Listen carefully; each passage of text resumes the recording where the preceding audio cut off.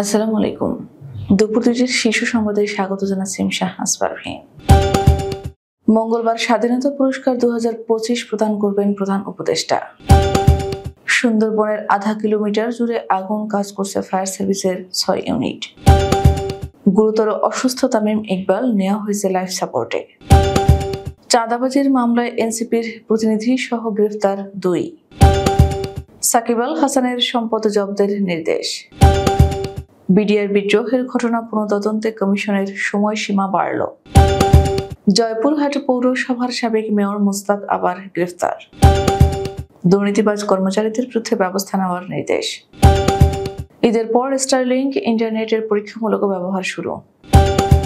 মধ্যরাতে গুলশান স্পা সেন্টারে র্যাবের অভিযান।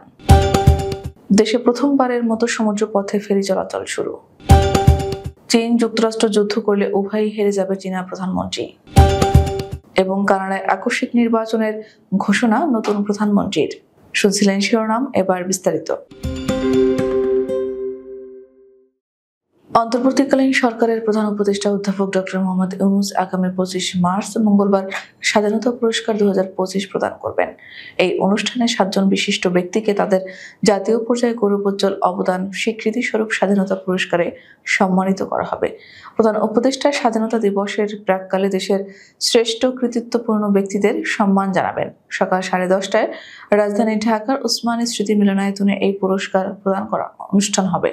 খবরটি রোববার তথ্য অধিদপ্তরের একটি সংবাদে বিজ্ঞপ্তির মাধ্যমে জানানো হয়। ১১ মার্চ মন্ত্রিপরিষদ বিভাগের রাষ্ট্রীয় সর্বোচ্চ পুরস্কারের জন্য মনোনীতদের তালিকা প্রকাশ করেছিল। এই পুরস্কার দেশের উন্নয়ন, সংস্কৃতি, সমাজসেবা, মুক্তিযুদ্ধ এবং শিক্ষায় অসামান্য অবদানের জন্য দেওয়া হয়।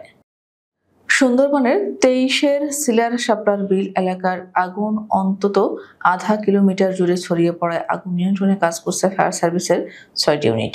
খুলনা ফায়ার সার্ভিসের উপপরিচালক মতিয়ার রহমান জানান, কলমতেজি এলাকার আগুনের তুলনায় এটি আরও তীব্র। আগুন বিভিন্ন স্থানে ছড়িয়ে পড়েছে। বাগেরহাট ও খুলনা থেকে ৬টি ফায়ার সার্ভিস ইউনিট রোববার থেকে আগুন নিয়ন্ত্রণে কাজ করছে। এখন পানি ছিটানো শুরু হয়েছে।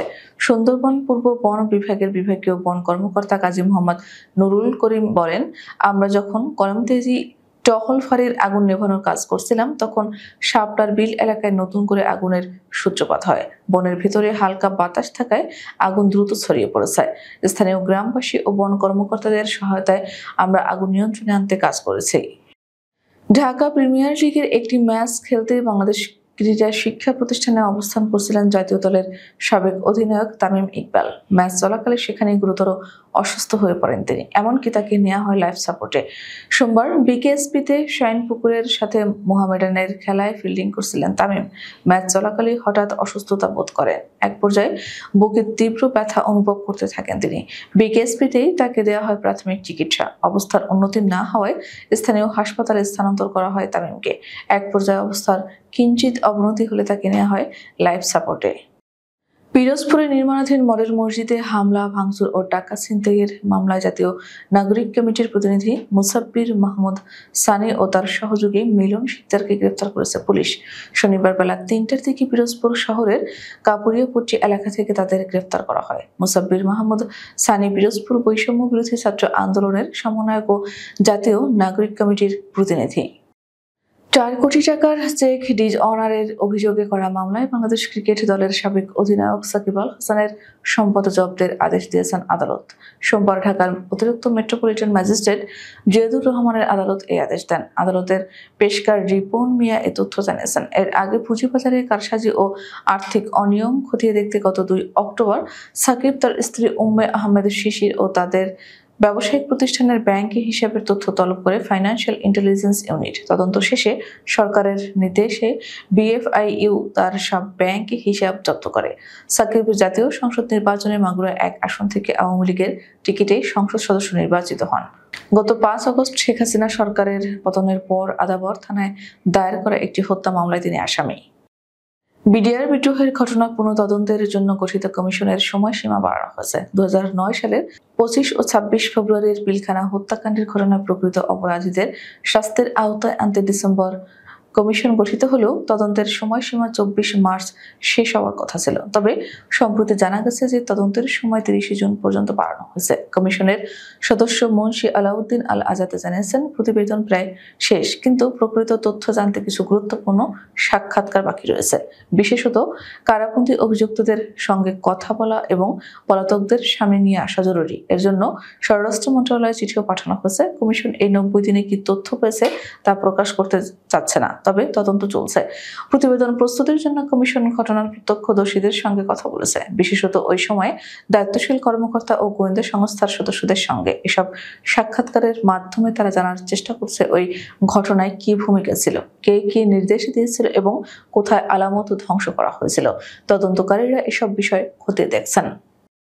জেলা আওয়ামী লীগের যুগ্ম সাধারণ সম্পাদক ও জয়পুরহাট পৌরসভার সাবেক মেয়র মুস্তাফিজুর রহমান মুস্তাককে গ্রেফতার করেছে পুলিশ। বিস্ফোরক দ্রব্য আইনের মামলায় রোববার রাতে জয়পুরহাট জেনারেল হাসপাতালের মূল গেইট থেকে জেলা পুলিশের গোয়েন্দা শাখা ও সদর থানা পুলিশের যৌথ অভিযান চালিয়ে তাকে গ্রেফতার করে। মোস্তাক জয়পুরহাট শহরের আরাফাতনগর মহল্লার ঠিকাদার আব্দুল হাফিজের ছেলে। সরকারের বিভিন্ন মন্ত্রণালয় সহ দপ্তর সংস্থায় কর্মরত দুর্নীতিবাজ কর্মচারীদের বিরুদ্ধে ব্যবস্থা নেওয়ার নির্দেশ দিয়েছে জনপ্রশাসন মন্ত্রণালয়। সব সচিব সহ সকল দপ্তর সংস্থার প্রধানদের এই নির্দেশ দেওয়া হয়েছে। গত 20 ফেব্রুয়ারি জনপ্রশাসন বিষয়ক উপদেষ্টা কমিটি এই সিদ্ধান্ত নেওয়ার 1 মাস পর 20 মার্চ এই সংক্রান্ত নির্দেশনা পাঠিয়েছে জনপ্রশাসন মন্ত্রণালয়।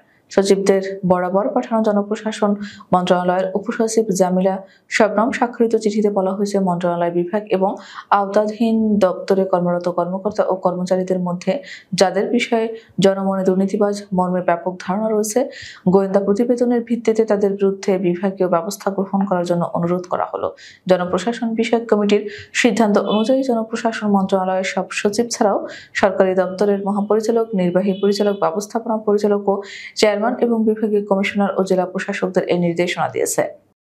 বাংলাদেশে ইন্টারনেট সেবায় নতুন দিগন্তের সূচনা হতে যাচ্ছে। ঈদের পর অর্থাৎ আগামী 9 এপ্রিল থেকে স্টারলিংক ইন্টারনেটের পরীক্ষামূলক ব্যবহার শুরু হতে যাচ্ছে। রাজধানীর ফরেন সার্ভিস একাডেমিতে রোববার বাংলাদেশি বিনিয়োগ ও উন্নয়ন কর্তৃপক্ষের নির্বাহী চেয়ারম্যান চৌধুরী আশিক মাহমুদ বিন হারুন এ তথ্য জানান। তিনি বলেন, আগামী 7 এপ্রিল থেকে ঢাকায় 4 দিন ব্যাপী বিনিয়োগ সম্মেলন শুরু হচ্ছে। সম্মেলনে 50টি দেশের 550 জন বিদেশি বিনিয়োগকারীর পাশাপাশি বাংলাদেশেরও বিভিন্ন প্রতিষ্ঠানের প্রতিনিধিরা অংশগ্রহণ করবেন। আগামী 9 এপ্রিল প্রধান উপদেষ্টা অধ্যাপক ডক্টর মোহাম্মদ ইউনূস সম্মেলনের আনুষ্ঠানিক উদ্বোধন করবেন। ওই দিনই স্টারলিংকের ইন্টারনেটের পরীক্ষামূলক ব্যবহার শুরু হবে। রাজধানীতে গড়ে ওঠা স্পা সেন্টারগুলোর বিরুদ্ধে অনৈতিক কর্মকাণ্ডের অভিযোগ বহুদিনের। এ নিয়ে বহুবার অভিযান চালিয়ে অনেককে আটকও করা হয়। তারই ধারাবাহিকতায় এবার গুলশানের একটি স্পা সেন্টারে অভিযান চালিয়ে সেখানকার একাধিক নারী কর্মীকে আটক করা হয়েছে।